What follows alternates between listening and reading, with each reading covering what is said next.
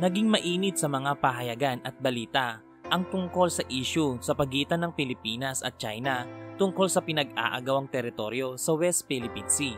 Ngunit alam nyo ba na ang sigalot sa pagitan ng dalawang bansang ito ay may kasaysayan noon pa man tungkol sa pananakop? Kaya't sa videong ito ating pag-usapan ang banta ng pagsalakay ni Kong Xingga o Zheng Chenggong sa Pilipinas noong 1662. Noong 1644, ang China ay nasakop ng Manchus o mas kilala bilang Qing Dynasty. Ang Peking o Beijing ay sumuko kaagad at ang dinastiyang Ming ay napabagsak. Ngunit sa pamamagitan lamang ng maraming taon ng pakikipaglaban ay natalo ang mga Manchu ng mga Chino sa gitna at timog ng mga lalawigan. Ito ay mga taon ng kaguluhan, pag-aalsa at pandarambong. Ang isang Chinese adventurer na tumaas sa isang romantikong posisyon sa panahong ito ay si Zheng Zilong, isang katutubo ng Nan'an, Fujian, China, isang Chinese na mangangalakal at pirata, na minsan ay nanirahan sa Macau kasama ang kanyang tiyuhin kung saan siya ay na-convert sa pagiging isang Kristiyano at bininyagan bilang Nicolas Iquan Gaspard. Pagkatapos ay nagpunta siya sa Japan at nakipagkalakalan kung saan nakakuha siya ng malaking kayamanan, isang maritime empire na umabot mula sa Fujian hanggang sa Japan. Ang kanyang anak na lalaki ay si Kong Xingga o Kong Xing, na kilala sa kanyang Chinese name na Zheng Chenggong. Siya ay sinilang bilang Zheng Sen noong 1624 sa Hirado, Japan sa isang Japanese na babae kung saan sinasabing anak ng isang Japanese lord. Siya ay lumaki doon hanggang sa edad na 7 at pagkatapos ay lumipat sa Nan'an County sa Guangzhou sa Fujian Province of China. Si Kong Xingga ay isang loyalista ng dinastiyang Ming at ang punong commander ng mga tropang Ming sa larangan ng pandagat para sa mga huling emperador na nanalanta sa dinastiya. Ang pangalang Kong Xingga ay talagang nagmula sa isang katimugang pagbigkas ng Chino ng isang titulo, Lord of the Imperial Surname, na binigay sa kanya ng isang nagpapasalamat na prinsipe ng dinastiyang Ming. Sa loob ng maraming taon ay nilabanan niya ang mga hukbo ng Manchu at pinanatili niya ang isang malayang kapangyarihan sa mga baybayin ng Fukien at Chengqiang. Ang mga puwersa ng Manchu ay naging napakabigat para sa kanya upang mas matagalan silang labanan sa mainland at ipinasya ni Kong Xingga na makuha ang Formosa at ang paglipat ng kanyang kaharian sa islang yon. Sa loob ng 38 years, ang Formosa o kasalukuyang tawag ngayon ay Taiwan ay pinangungunahan ng mga Dutch. Ang kolonyang ito o ang islang ito ay itinuturing na isa sa pinakamahalagang pamahalaan ng Dutch. Ang lungsod ng Taiwan sa kanlurang baybayin ay isang malaking sentro ng kalakalan. Mahigpit itong pinoprotektahan ng kuta ng Zealand at mayroong garrison na aabot sa 2,200 na sundalong mga Dutch.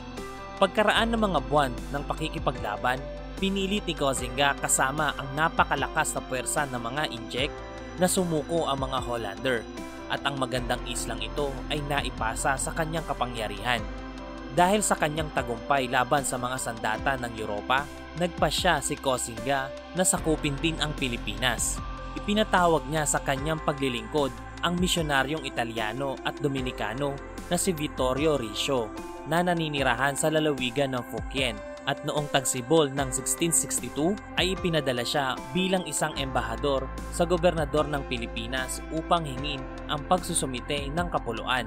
Ang Maynila noon ay nakaramdam ng isang kakilakilabot na takot sa pamamagitan ng kahilingang ito at sa katunayan ay walang gaanong panganib na nagbanta sa mga Espanyol sa Pilipinas mula noong pagsalakay ni Limahong. Ang mananakop na Chino na si Kong Xingga at ang kanyang mga hukbo ay hindi mabilang.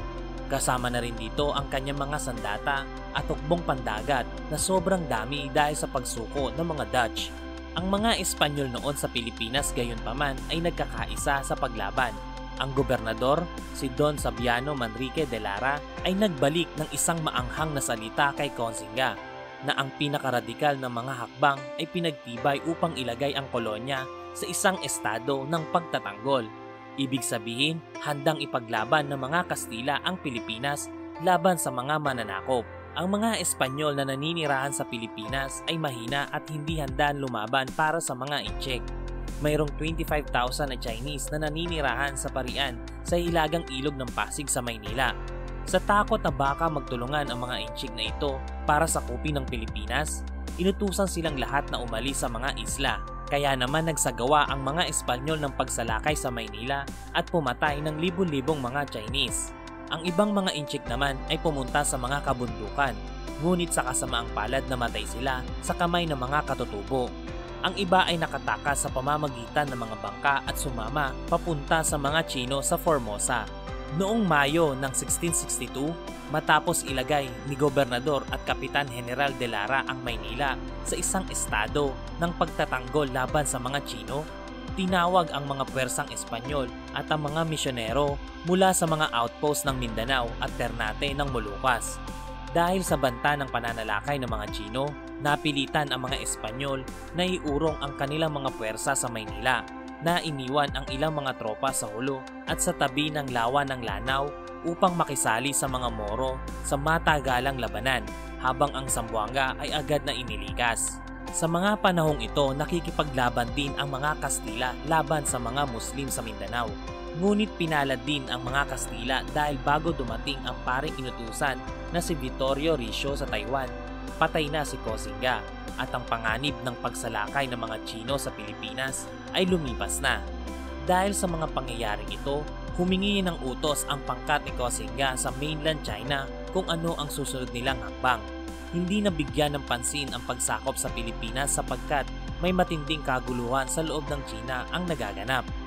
Kung iisipin natin, halos konting panahon lang noon ay maaaring mapasa kamay na ng China ang Pilipinas dahil na din sa kakulangan ng mga sundalo at armas ng mga Kastila.